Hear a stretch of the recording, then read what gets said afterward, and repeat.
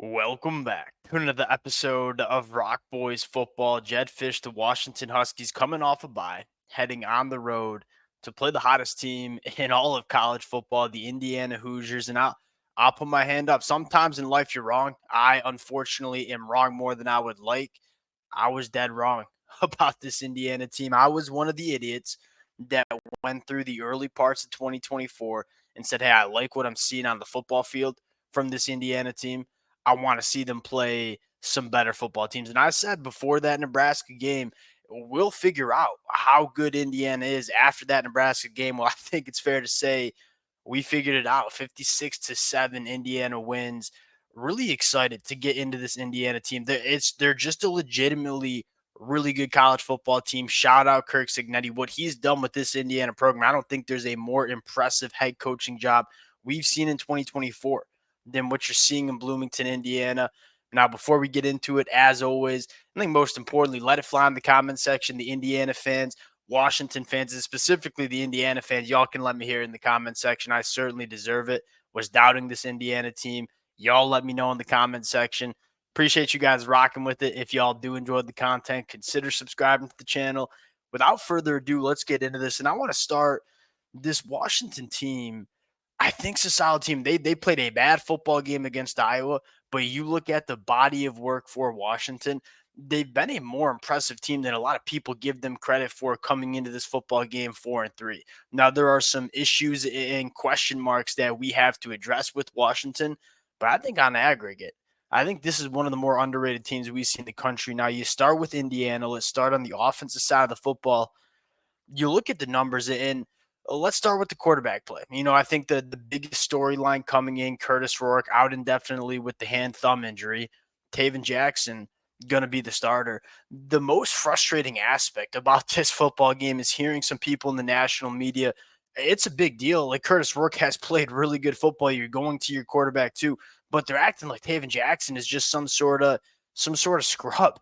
Like this kid was very sought after coming out of high school, was a top 200 national prospect, one of the best quarterbacks in the 2022 class. I loved him coming out of high school, committed to Tennessee, transferred to Indiana. This kid can play.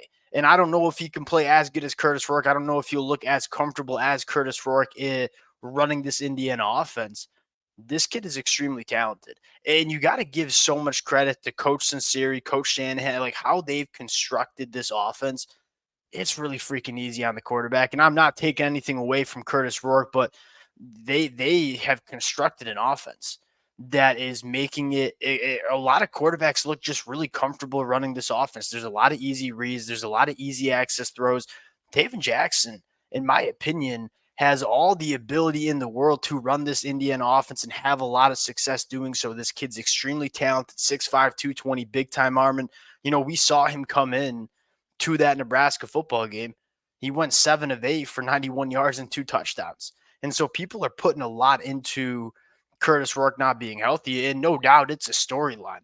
But make no mistake about it, like Tayven Jackson can run this Indiana offense. I think the second thing you want to talk about is this Indiana team can run the football. That's a very, very good Nebraska front seven. It was a top 10 rushing defense in the country heading into that matchup. Indiana ran the football for 215 yards. So at the very least, you kind of feel good about a run game that Indiana can lean on as well. And you look at the storyline coming in. This is a Washington secondary, Washington defense that has been a lot better than I thought it was going to be heading into this matchup. Take a look at the numbers. 19.3 points per game allowed. That's 21st in the country in elite secondary. They're allowing only a 50% completion percentage to opposing quarterbacks. That's top 5 in the country. Only 5.1 yards per pass attempt. That's also top 5 in the country. This is a really good secondary, but I think the question for Washington fans as we get, a little bit more into Big Ten play is, can this Washington front seven hold up against some of these rushing attacks? You look at the last couple of weeks and say Iowa ran the football for 220 yards. Michigan ran the football for 174 rushing yards.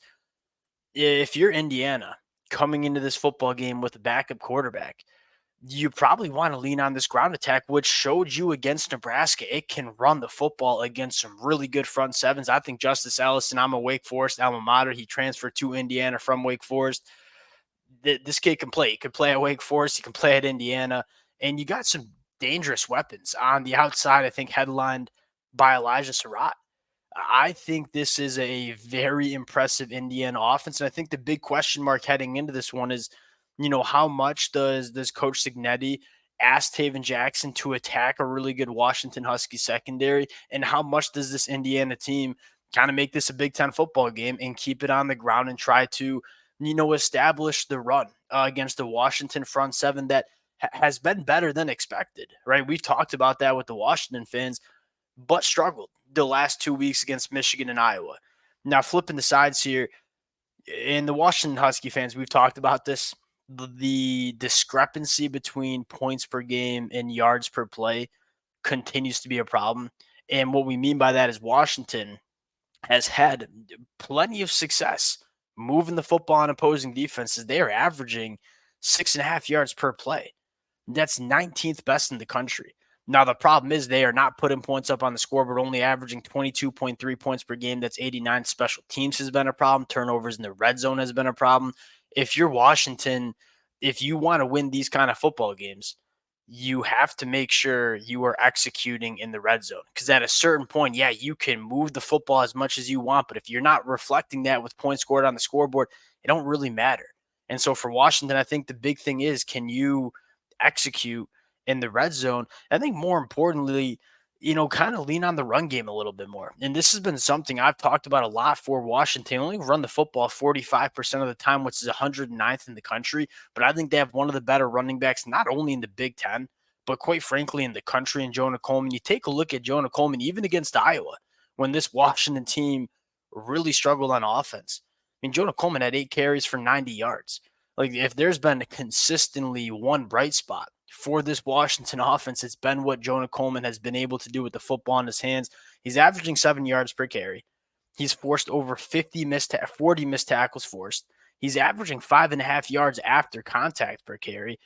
This kid, we kind of knew this kid was special coming into 2024. I would like to see Washington, lean on Jonah Coleman a little bit more, specifically in the red zone when it gets harder to throw the football, when those throwing windows kind of get scrunched down. I know I feel like an idiot kind of going after Jedd Fisch and how he wants to run this offense because he's a hell of a lot smarter than me. I look at it and say, you got red zone issues. You got a really good running back that knows how to get in those short yardage situations. Use him a little bit more. You look at another, I think, intriguing storyline. Now, we haven't talked about Indiana's defense. It's very good. 15.5 points per game allowed. That's top 8 in the country. One of the fascinating matchups that we're going to see in this football game is Washington wants to get the football to their playmakers in space. They don't really push the ball down the field all that often. They kind of rely on guys like Giles Jackson underneath to be difference makers with the football in their hands. Indiana, they will give you some of that. You look at their secondary numbers, say 62% completion percentage. That's only 83rd in the country. That's not a number that we're going to write home about. So they're giving up some of the short intermediate stuff, but what they're not doing, or what they're doing a very good job of, I should say, is coming up and tackling in space. They're only allowing 5.5 yards per pass attempt. That's number 8 in the country. And so this is a Washington team that wants to take a lot of that short intermediate stuff. This is an Indiana team that will allow you to have some of that stuff. Now, Washington has over 1,000 yards after the catch. That's kind of how they've been able to move the football in offense. You look at Indiana, they're only allowing 600 yards after the catch, which is an extremely impressive number for Indiana.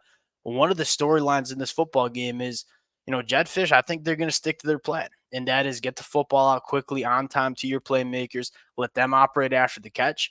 I think Indiana is going to stick to their plan, and that is, hey, we're going to give you some of that stuff short and underneath, but we're going to come up and tackle.